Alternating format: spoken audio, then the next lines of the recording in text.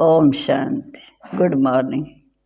आज हम सुनते हैं 24/5/22 के अनमोल मधुरमा वाक्य। आज मंगलवार।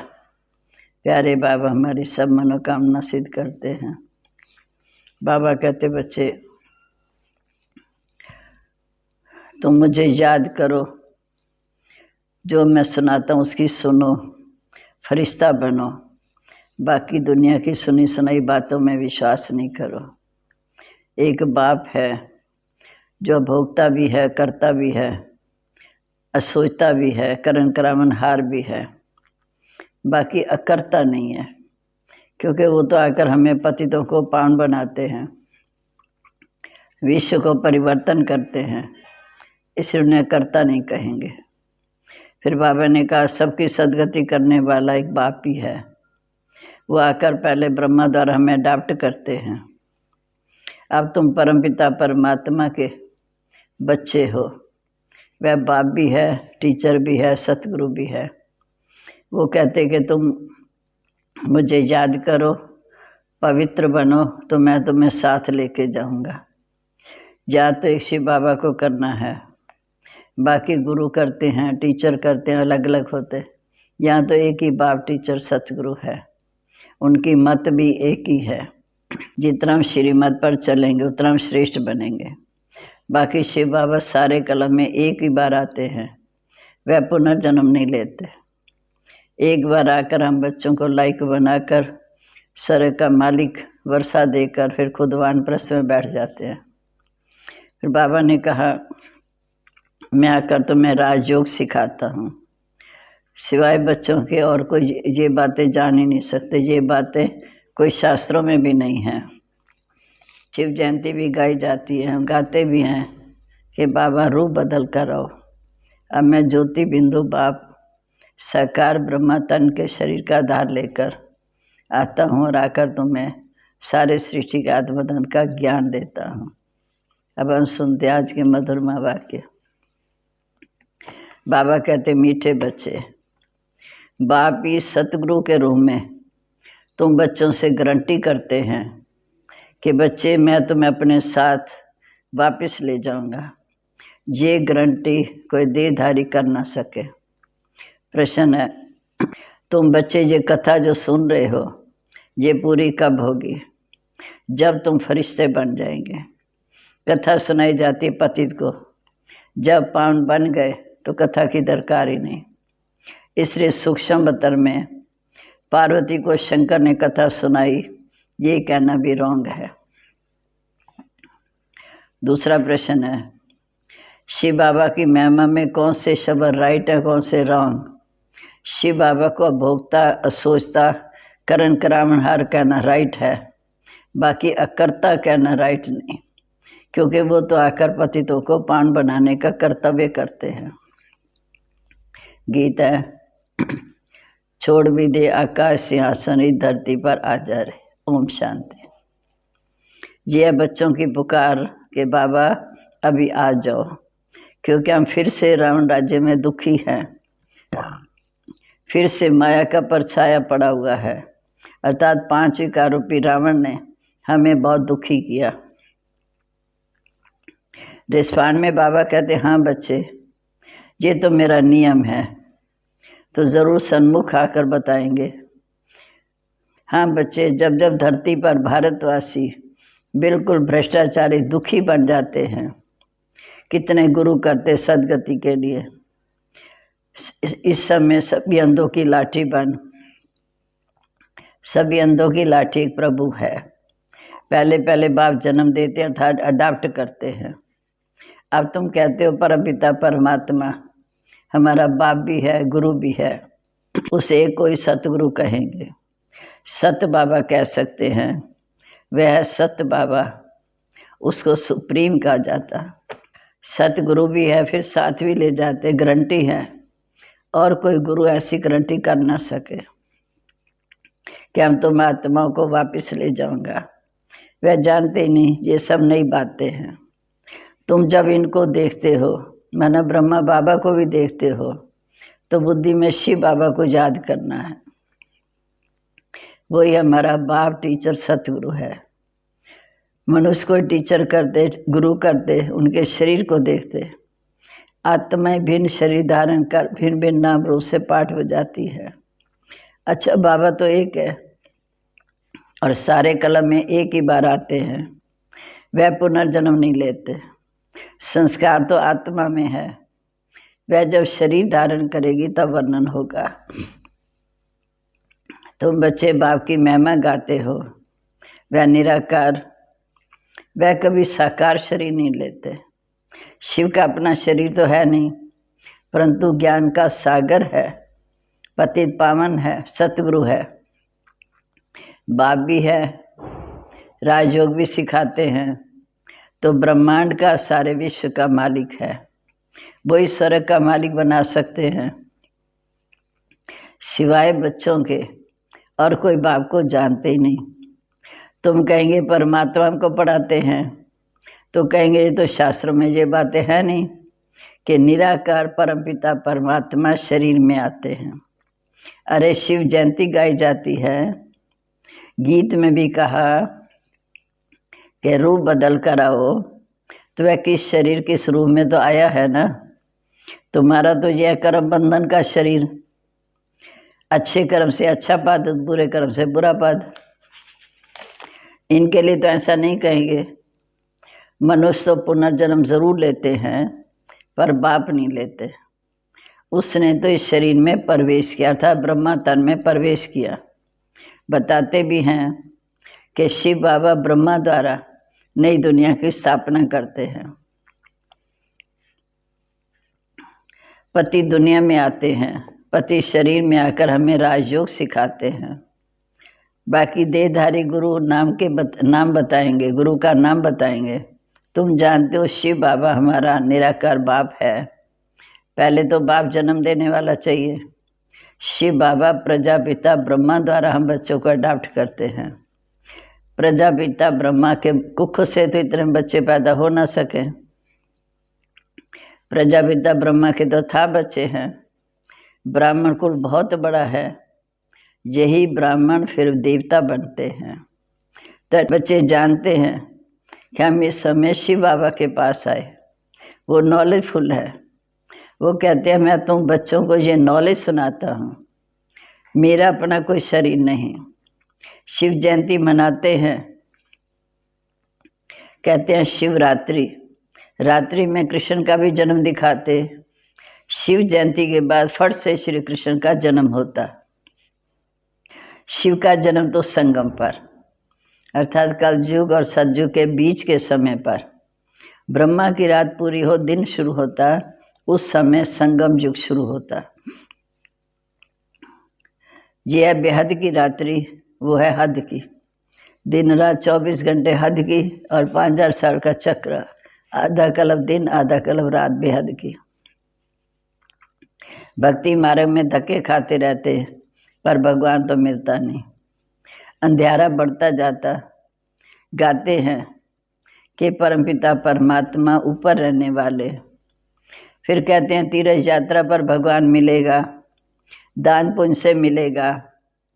अनेक मतें हैं। इसलिए कहा कि भक्ति मार्ग है ब्रह्मा की रात। भक्ति मार्ग में धक्के खाते हुए दुर्गति को पाया तो पाप आत्मा बन गए। तुम ऐसा नहीं कहेंगे कि श्री कृष्ण कोई विकार से पैदा हुआ, नहीं, वह तो योग बल की संतान है।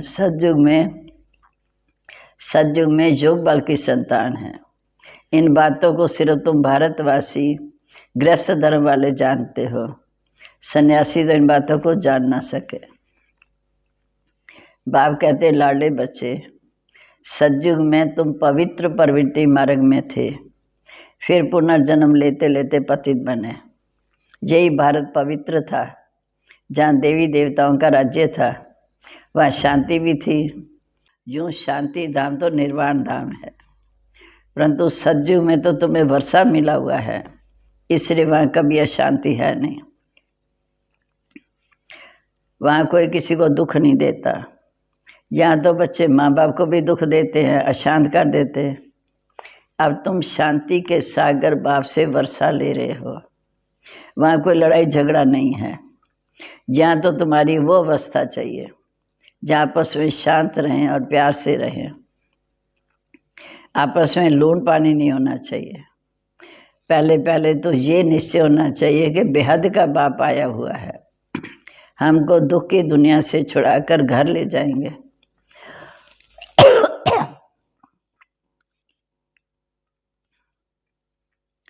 सतयुग में तो बाप आते नहीं, यहाँ कर इन खिड़कियों से अर्थात नैनों से तुमको देखते हैं। ब्रह्मा की नैनों से तुम्हें देखते हैं। इनकी आत्मा भी देखती है, ब्रह्मा बाबा की आत्मा भी देखती है, शिव बाबा भी देखते हैं। एक शरीर में दो आत्माएं काम करती। तुम ब्राह्मण खिलाते हो, पति के अथवा बाप की आत्मा को बुलाते हो, वो फिर उस स्थान में आकर बोलती है, तुम पूछते हो तो दो आत्माएं हुई ना। तो बाबा कहते वो आत्मा आकर बैठती नहीं है। बाबा को अपना शरीर तो है नहीं, परंतु वो तो आ जा सकता है। ब्रह्मा तन में आकर माँ वाक्य सुनाकर चले गए। 5000 वर्ष पहले भी हमने ऐसे कहा था कि साधारण पूरे तन में भाग्य रथ अर्थात भाग्यशाली रथ में मैं आता हूँ। ज़रूर मनुष्य तन में आएगा, ना कि बैल पर आएगा। जब तुम फरिश्ते बन जाएंगे तो कथा पूरी हो जाएगी। कथा सुनाई जाती है पतित को पावन बनाने के लिए। बाबा अमर कथा सुनाते हैं, अमर लोक में ले जाने लायक बनाते। अमर लोक सज्जू को कहा जाता है, जी है मृत्यु लोक। बाबा ने पूछा कि शिव बाबा स्नान करते हैं? बोले बाप दादा करते हैं। दादा करते, शिव क्यों करेगा? शिव तो भोगता है, ये समझ की बात है। वह तो आते हैं पतितों को पावन बनाने। करण करावन हार अभोक्ता सोचता है, अकर्ता कहना रॉन्ग है। पतितों को आकर पावन बनाने का कर्तव्य करते हैं। करण करावन हार है। खांसी हुई, इनकी आत्मा का ये शरीर रूपी बाजा डिफेक्ट हो गया, माना ब्रह्मा बाबा को खांसी हुई तो शिव बाबा क्या करेगा? ये शरीर तो उनका लोन लिया हुआ है, लोन ली हुई चीज टूट जाती है तो धनी की टूटेगी, मालिक की टूटेगी। शिव बाबा इस शरीर का धनी नहीं है, मालिक नहीं है। धनी तो ब्रह्मा है, उसने तो शिव बाबा ने ये मकान किराए पर लिया। ये भाग्यशाली रथ है, बैल एक है। बाबा कहते बराबर कोई कोई बच्चियाँ इतनी होशियार नहीं है। बाबा कहते बराबर कोई कोई बच्चियाँ इतनी होशियार नहीं हैं। जिसको उठाना है तो बच्चों में जाकर मैं प्रवेश कर उठाता हूँ। पति दुनिया पति शरीर में तो आना ही होता है, किसका कल्याण करने के लिए बच्चों में प्रवेश करता हूँ। बच्चे इन बातों को नहीं समझेंगे, उनमें वह सुनने वाले बहुत तीखे चले जाते हैं। ये बाप की मदद मिलती है, जो सुनने वाले हैं सुनाने वाले से तीखे चले जाते हैं, ये बाप की मदद मिलती है। एक तो निश्चय बुद्धि, दूसरा फिर दृष्टि मिलती। बाबा कहते मैं प्रवेश कर सकता हूँ, पर ये नहीं कि मैं सर्वव्यापी हूँ। मुझे बहुरूपी क्यों कहते हैं? जो जिसकी पूजा करते हैं उसका मैं साक्षात्कार करा देता हूँ। साक्षात्कार में ऐसे देखते जैसे सामने आ रहे हैं। विष्णु का साक्षात्कार होता, साक्षात्कार में ऐसे देखते जैसे कि सामने आ रहे हैं। विष्णु का साक्षात्कार होता, विष्णु चेतन हो जाता, माथे पर हाथ रखते, कहते हैं मुझे चतुर्भुज का साक्षात्कार हुआ।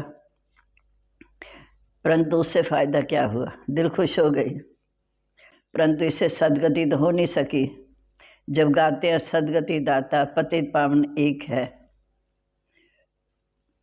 बाप एक है, फिर उनका बच्चा भी एक है, प्रजापिता ब्रह्मा। ऐसे नहीं कहेंगे कि प्रजापिता ब्रह्मा या शंकर या विष्णु, प्रजापिता एक है। फिर उनसे ब्राह्मण अडॉप्शन होती। बच्चे जानते हैं पहले ब्राह्मण बनते फिर देवता बनते। ब्राह्मणों की माला एक्यूरेट बन ना सके क्योंकि अदली बदली होती। आज ब्राह्मण एक नंबर, कल को फिर पीछे हो जाते। ऐसे कोई गिरते हैं कोई चढ़ते हैं। रुद्रमाला अंत में एक्यूरेट बनेगी। ये मीठी मीठी बातें बाप ही सुनाते हैं और कोई को पता ही नहीं। अब रामचंद्र तो जहाँ से प्रारब्ध पाते हैं, त्रेता में जाकर राजा बनते। सतयुग में श्री लक्ष्मी नारायण का राज्य, त्रेता में राम सीता का राज्य।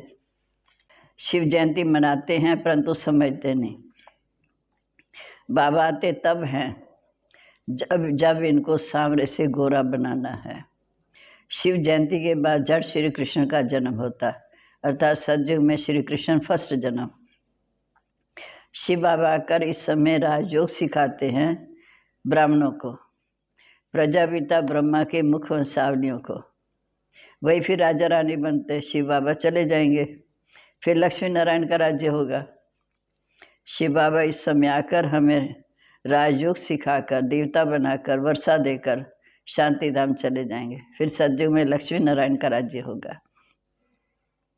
तो बाप ने श्री कृष्ण को ऐसा बनाया, श्री कृष्ण का नाम डाल दिया। कृष्ण को फिर द्वापर में ले गए।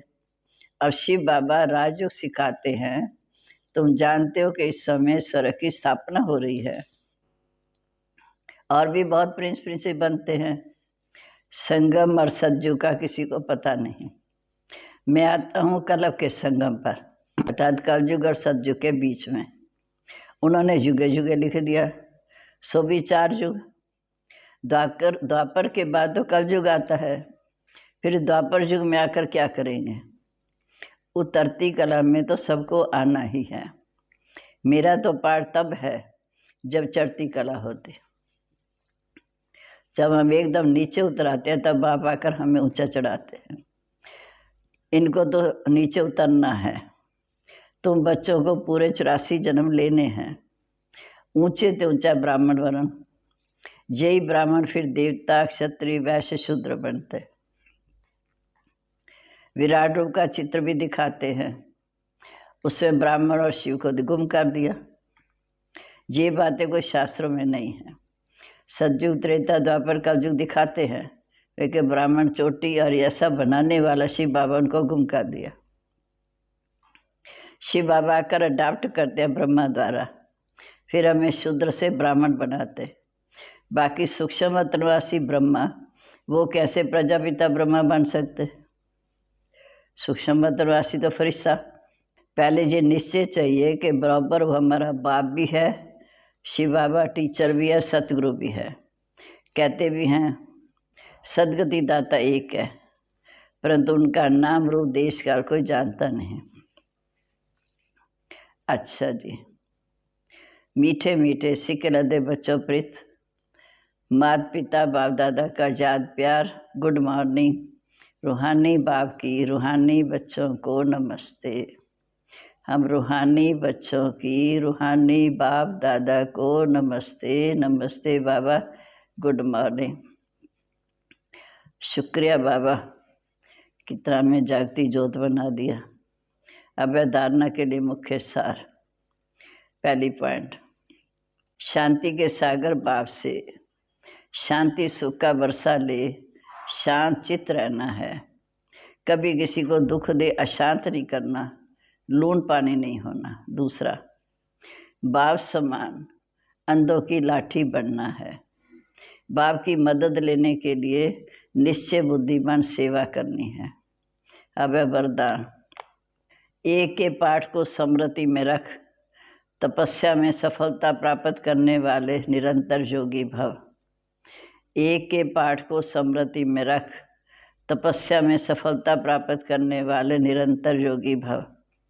तपस्या की सफलता का विशेष आधार व सहज साधन है, एक शब्द का पाठ पक्का करो। तपस्या वर्ष अर्थात एक का बनना। तपस्या अर्थात मन बुद्धि को एकाग्र करना। तपस्या अर्थात एकांत प्रिय रहना। तपस्या अर्थात स्थिति को एक रस रखना। तपस्या अर्थात सर्व प्राप्त खजानों को व्यर्थ से बचाना, अर्थात एकानामी करना। इस एक के पाठ को स्मृति में रखो तो निरंतर योगी सहज योगी बन जाएंगे, मेहनत से छूट जाएंगे।